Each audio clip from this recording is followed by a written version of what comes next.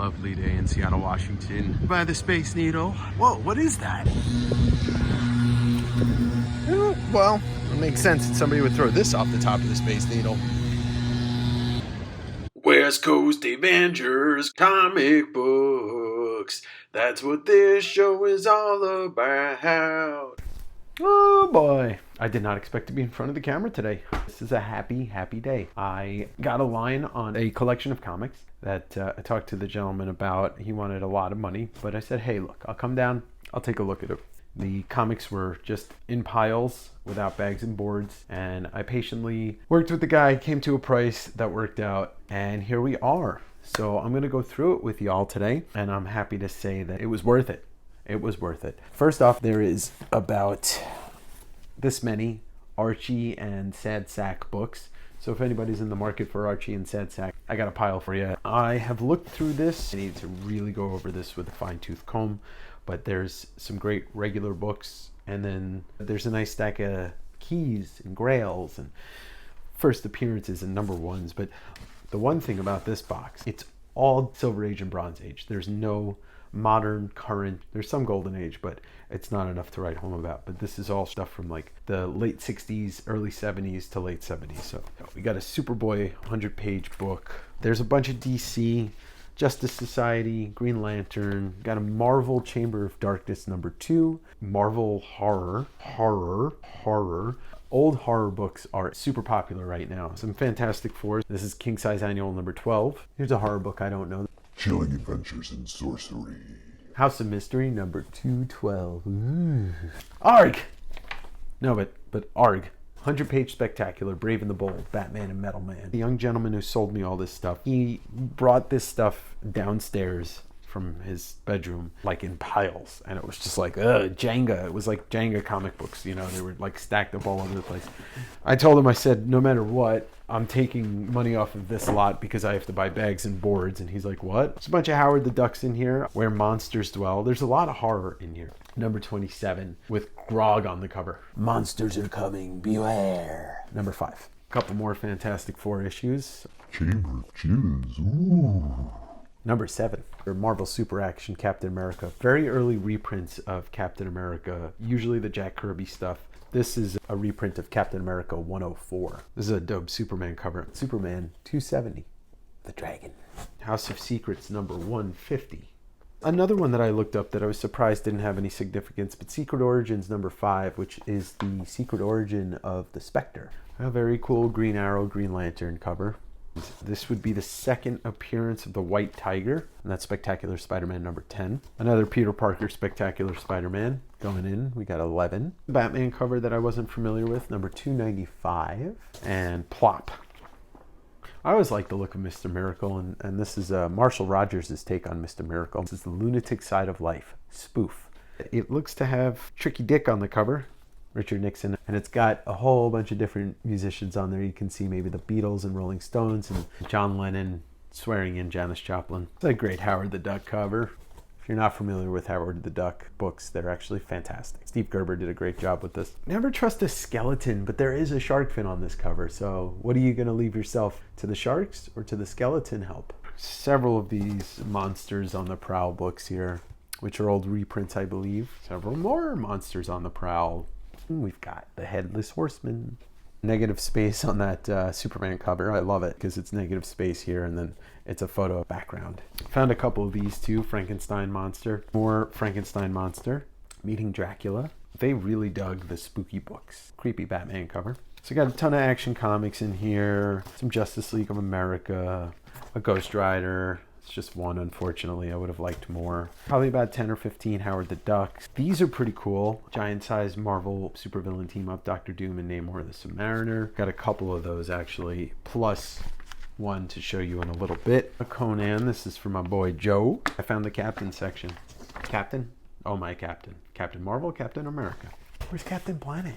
Unfortunately, I don't see any Bill Sienkiewicz covers in here, but I can keep looking. Maybe there is one. a giant-sized Defenders, and a Strange Tales number 139. It's got a little water damage. Spider-Man Marvel Team Up with the Wasp. Oh, good old Superman's pal, Jimmy Olsen. Little redheaded stepchild. Spidey's his pal, just like Peter Parker, Superman's pal. Just like Peter Parker, Spider-Man's pal, except they're the same person. More Frankenstein. And the Tower of Shadows. That's it for just your regular comics. Some of these are, $5, $10 comics, and the older they are, the more unique they are. Here's where things get interesting. This is a book that I do not know anything about. I've seen it in stores, I've seen it in lists, but DC Comics Strange Sports number 1. The Devil's a pitcher. I got nothing except this is rad.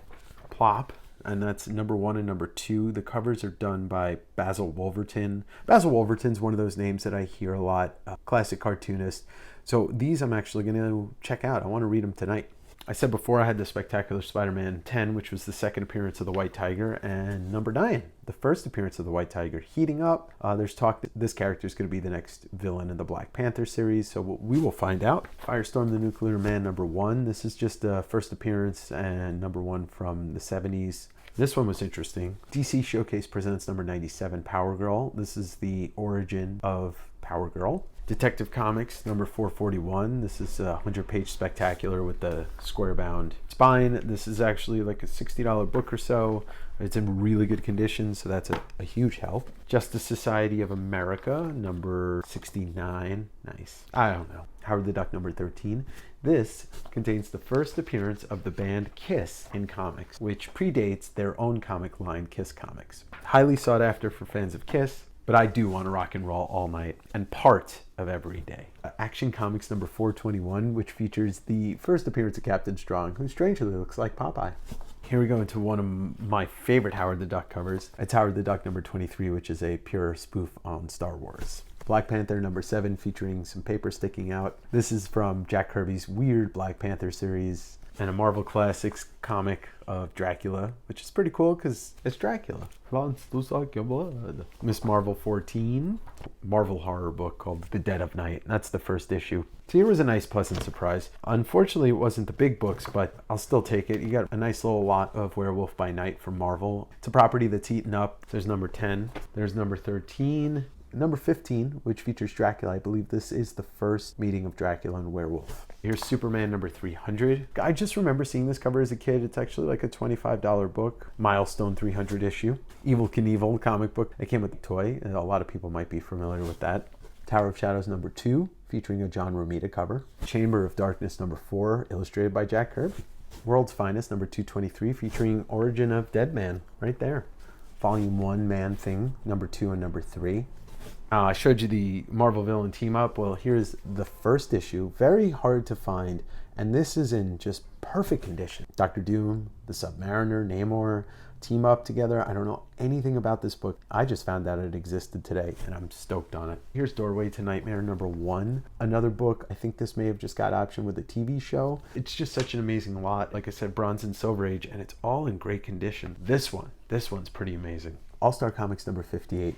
So this is the first appearance of Power Girl. Power Girl is a huge DC character. I don't know if I've ever read any Power Girl, but I've seen a lot of the Adam Hughes and all the different interpretations of her. This is one of the biggest books that I found today. Better believe I'm going to be selling that. Speaking of big books, Marvel Spotlight number 12, featuring the first appearance of Son of Satan, Damien Hellstrom, and Son of Satan's a character I associate with Ghost Rider.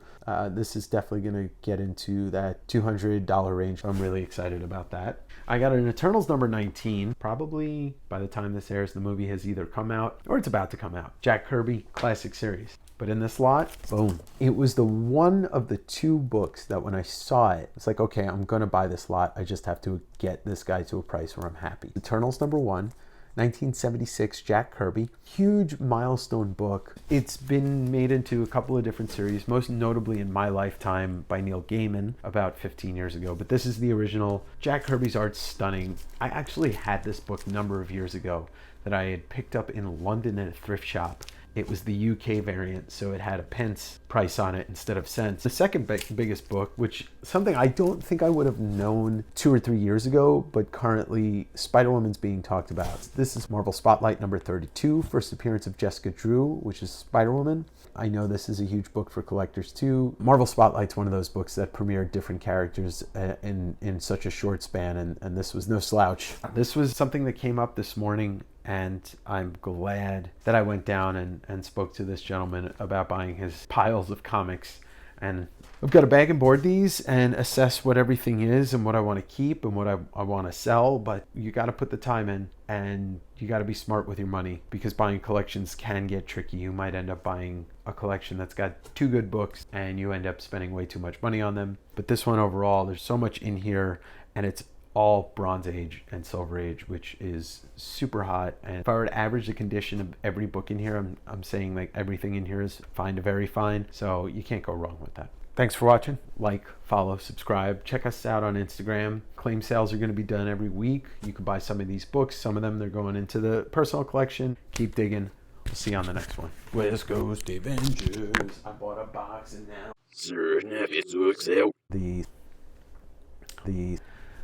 the